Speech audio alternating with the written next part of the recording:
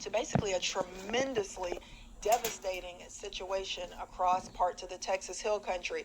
So, of course, all of that heavy rain initially led to the extreme flooding, and also there was an extreme drought going on in the area before that. So, initially, the ground really wasn't able to absorb a lot of that water. That led to some quicker flash flooding. Then, over the weekend, with the ground saturated and more rain coming down, of course, additional flash flooding. So you can see the rain totals here over the last 5 days or so, anywhere from 8 to about 18 inches of rain. Notice near Kerrville, over a foot of rain, right around 14 inches of rain showing up on our map. So this is what we're dealing with right now. In case you're wondering, what is the danger right now? Well, there's still a flood danger. The risk for some life-threatening flash flooding still in this area. That includes Kerr County, down towards San Antonio, New Braunfels, Austin, Round Rock, flood watch in place through 7 p.m. Now, what does that mean? That means conditions are favorable for the development of heavy rain that could lead to flash flooding. We're talking about 2 to 4 inches likely, but there could be some isolated 10-inch plus total. So life-threatening flash flooding going to still be a possibility here for parts of central Texas, west central Texas, especially west of Austin, San Marcos, and San Antonio. Notice that red, 3 out of 4 moderate risk for that flash flooding. So this is the danger zone, the highest risk for that flooding today, which kind of borders Kerrville just about, but it does include about half of Kerr County and also up towards Fredericksburg, Junction, Mason, Brady, and over towards Sonora, Llanos, and Saba. So a lot of cities included in this. Current look at our FoxRad radar, at least going over the last few hours, you'll notice the heaviest bands of rain have been setting up just to the northwest of Kerrville. So that's a little bit of good news for Kerrville right now. You're under the risk for the flash flooding, but right now the heaviest of that rain is up towards the Llano area, Junction, just north and northwest of Junction and northwest of Mason. So that's where we currently have some flood advisories and even a few flash flood warnings. Kerrville at this point, San Antonio, you're getting a break from the rain, but of course, a flood watch means that conditions are still favorable. So you need to be on high alert to act quickly to seek shelter from any flooding that could start to occur. Even in Houston right now, we're getting a more widespread coverage of rain and storms compared to what we had over the weekend. You can see heavy rain down around Angleton, Needville, starting to push close to Katy, Cypress, the Woodlands, Brenham, Navasota, Huntsville, so fairly widespread.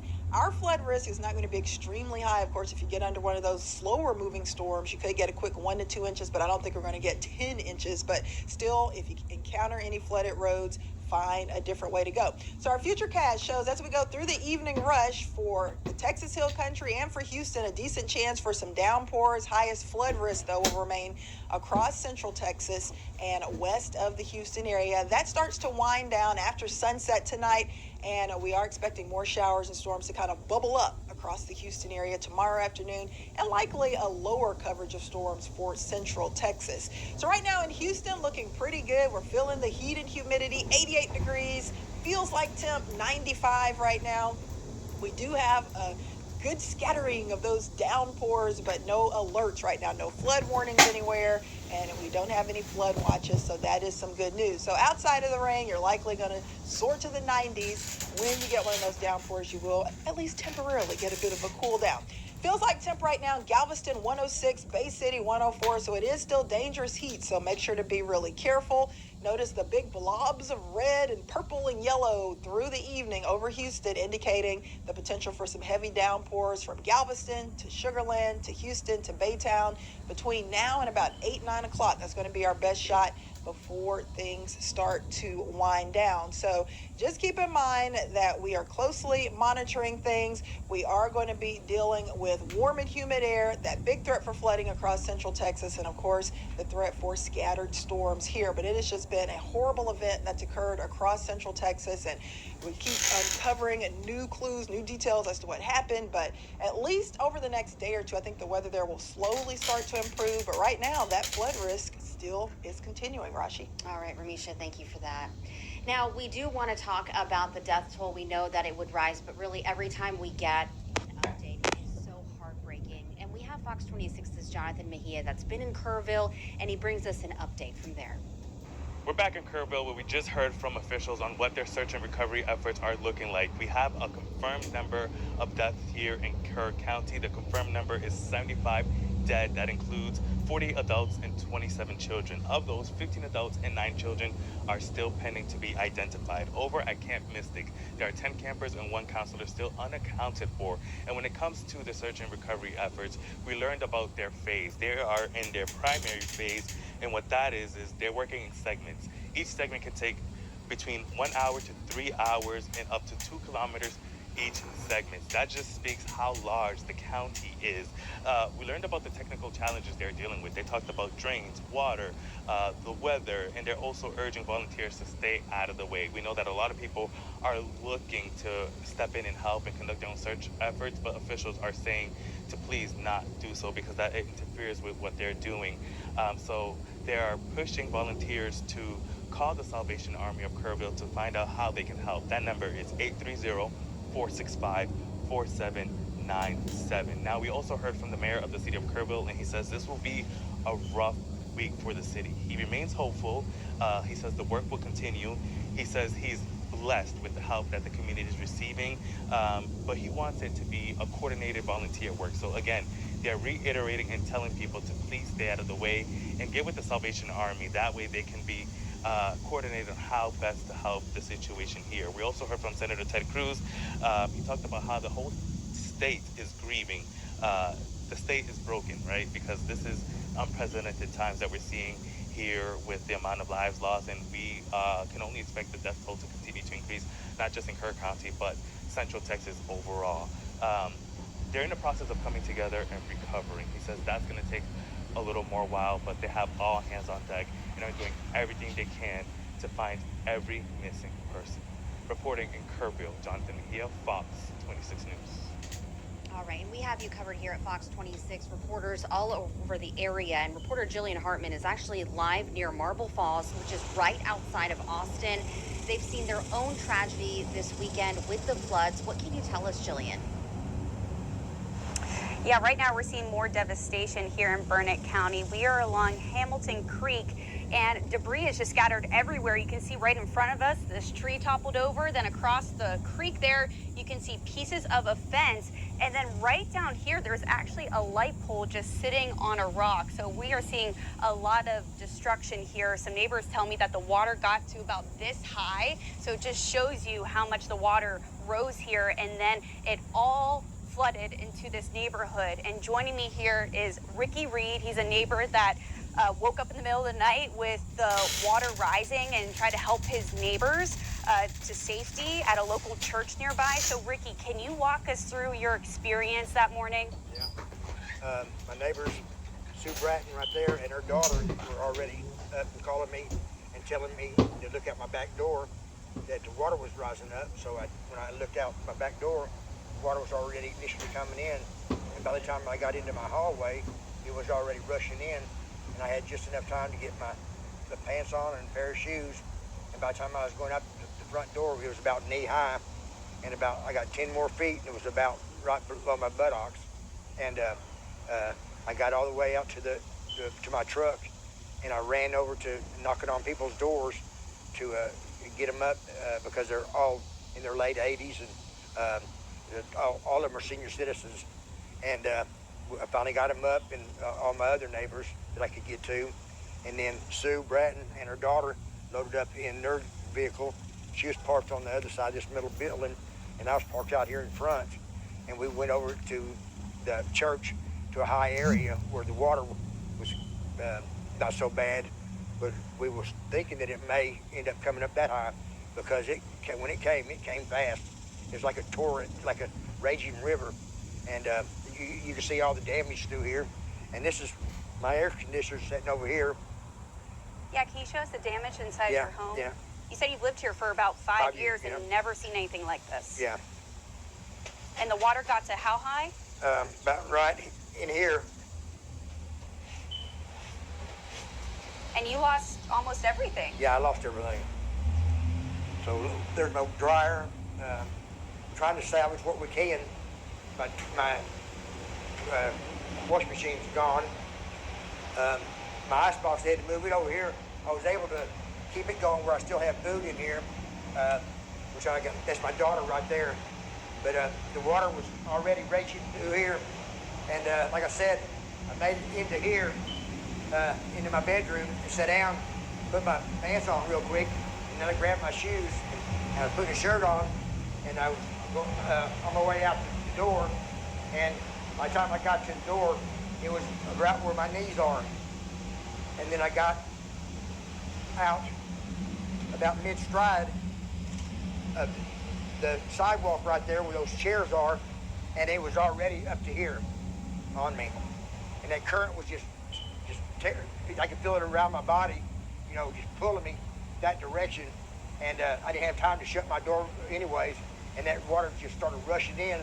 But like I said, I made it all the way to my truck up there, and I said, well, I can't not get anybody else up. I got to get them up. And so I started banging on Fran and her neighbor Inez. They're in the late 80s, and I got them up. And then I called Glenda that lives right there, got her out of bed.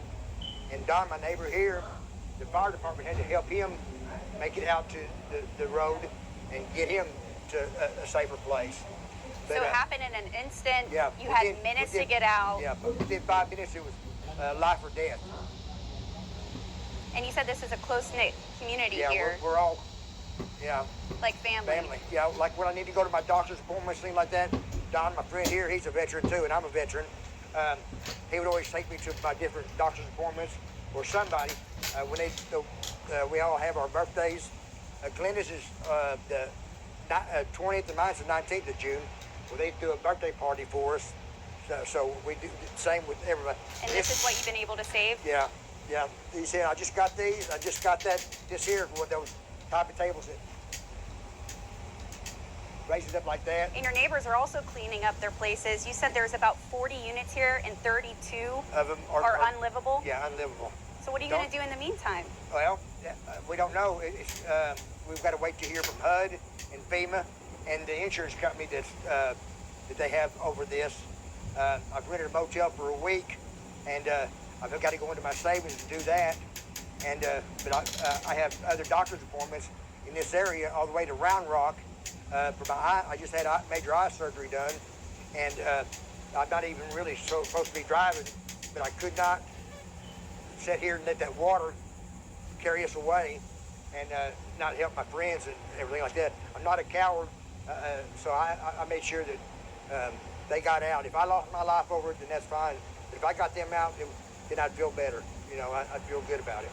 I'm glad you were able to make it, and so did your neighbors. And it's going to take some time to rebuild, correct? Yeah. I mean, yeah. They don't even have a time limit right now.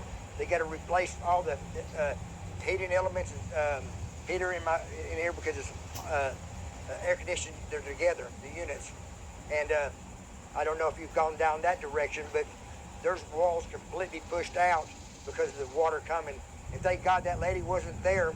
She was in the hospital and she's terminally ill, and they'd already contacted her family to come up to the hospital to say last more goodbyes to her, and she's the one that was supposed to be in that apartment.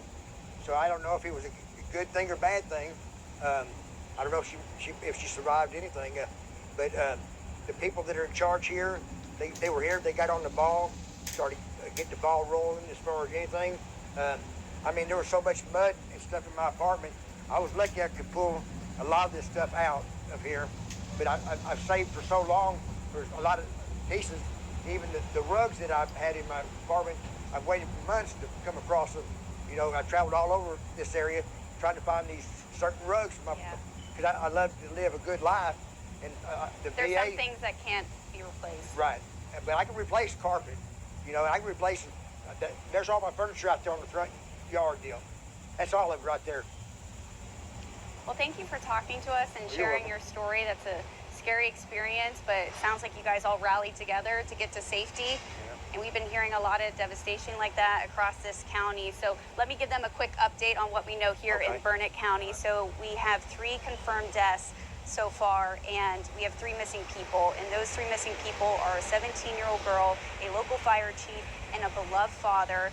The Marble Falls Area Volunteer Fire Chief, Michael Phillips, went and responded to a water rescue call when he was swept away by floodwaters, and they were able to find his emergency vehicle, but first responders are still looking for him. They're also still looking for that 17-year-old girl who was actually just traveling with her family to go on a trip when they drove over a bridge that collapsed into Cow Creek, and they got out of their van and they were able to make it to shore safely, except for this 17-year-old girl. So we're hoping to get an update from authorities on the missing people. I also just did an interview with a son who traveled from Maryland to try to find his dad. He tells me that his dad went missing early Saturday morning, and he said that his dad was traveling on this bridge over here, right over Hamilton Creek, and his car was found floating in the creek over here, but they haven't been able to locate his dad. So he is actually right now along the creek here looking for his father. We talked to him. He was very emotional. Your heart just breaks for these families going through this. So we'll have his interview coming up later on Fox Local, and we'll have much more on this community who's rallying together. I can fix that. Well, What? you can't fix All that. right, You're Jillian, not thank you allowed so to do much for that report there. Yeah. Really gives a good understanding of what's going on there, and still so much struggle for those people in that area. Now, she did give us an update for the Marble Falls area, and we are expecting an update in about an hour from Kerr County officials. And we heard earlier from Jonathan Mejia about a little bit what they had to say. Let's listen in from this morning's update. Search and rescue operations are ongoing throughout Kerr County. We're using assets from local, state, and national first responders. Hundreds of trained first responders are working every aspect of this emergency. As of 8:30 this morning, we recovered 75 deceased bodies here in Kerr County, including 48 adults and 27 children.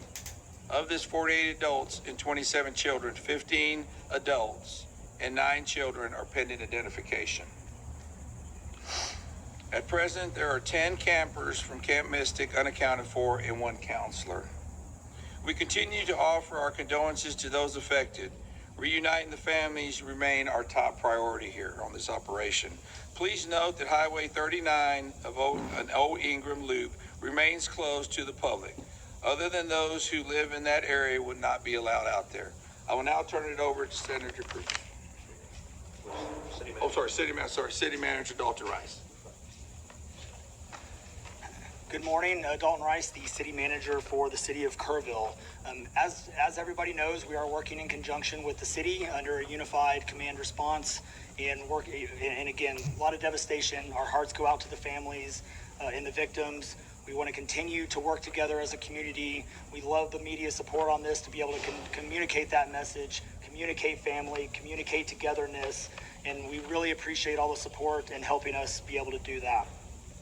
Search and rescue, as the sheriff said, search and rescue operations will continue today from Hunt in North Kerr County to all the way to Canyon Lake in Comal County. Now, we're only focused on the Kerr County side, but we wanted to talk about that because from a linear from Hunt all the way to Comal County in a straight line distance is over 100 kilometers. This is a massive field that is happening. And again, this is unprecedented flood events. So we are still currently in the primary search phase, which is the rapid one. They are running it, we have different segments that are gridded out. Each one of those segments are taking anywhere between an hour to 3 hours, up to 2 kilometers for each segment. So what that means is they're running into a lot of technical challenges with terrain, with water, even potentially, with weather, in the rising fields. We've talked about this before. Volunteers stay out of the way, because if we start getting weather reports and all the other complications that are out there, we then have to pull off of those search and rescue missions to be able to communicate to those volunteers to get off, to make sure that they don't become victims themselves. Those operations involve 19 different local and state agencies, in addition to conducting primary and secondary searches. They will be conducting welfare checks on areas in North Kerr County impacted by power outages. And when we say search and rescue operations, that is boat, walking, on the ground, dogs, drones. Again, keep personal drones out of the air. Helicopters. We do have other assets that are continuing the search as well. As of present, KPUB, which is the Kerrville Public Utility Board, is reporting continued power outages between Hunt and Ingram along the South Fork of the Guadalupe River in Hunt. In the South Fork area, there are approximately 40 down power lines and significant infrastructure damage. Cape Hub has brought in additional utility personnel to help with restoration, but it's not possible at this time when the power is going to be restored. There are some substations along with those power lines that we are still trying to get access to just from debris buildup or them being completely wiped out. So we do not have an estimated time on when those are going to be fixed.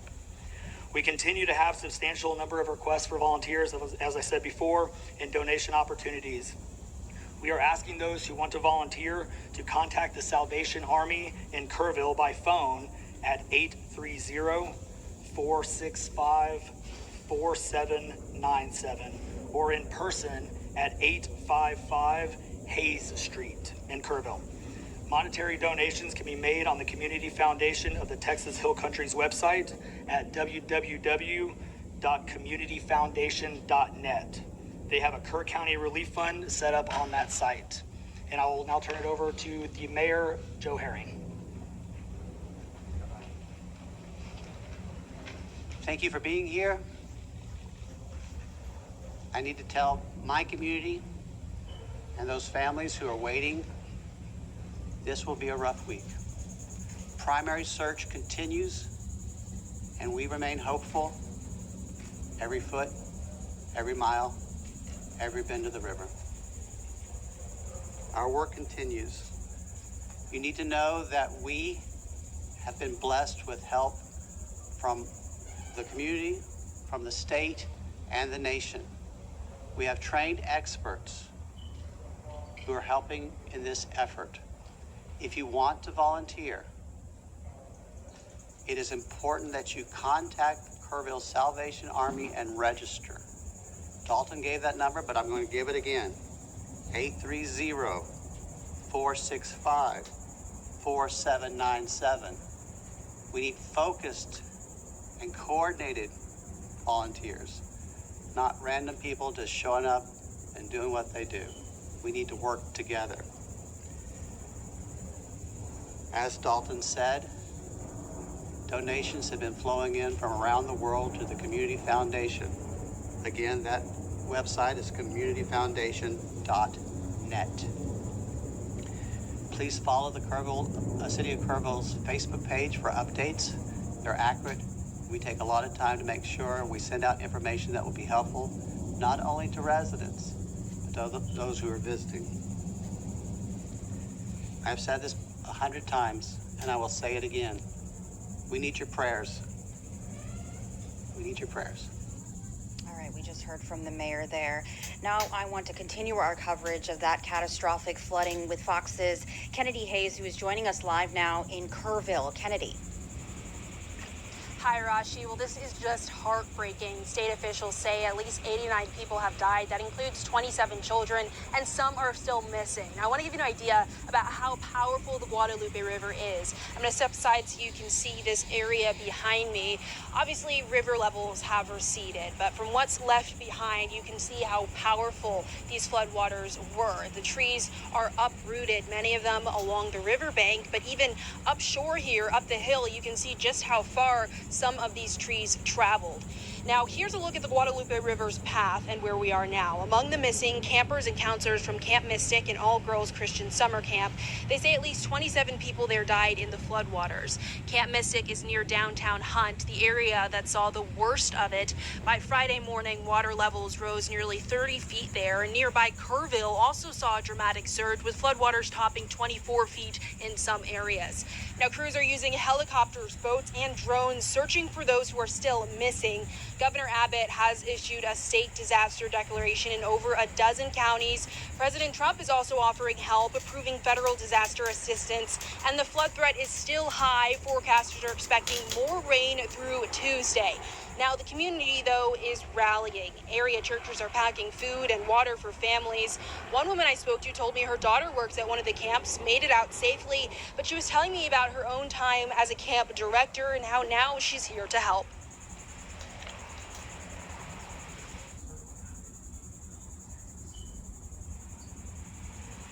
And the good news is officials say they've rescued at least 850 people so far. Of course, we know more search and rescue efforts are underway. A helicopter just passed by in the distance, so hopefully more good news to come.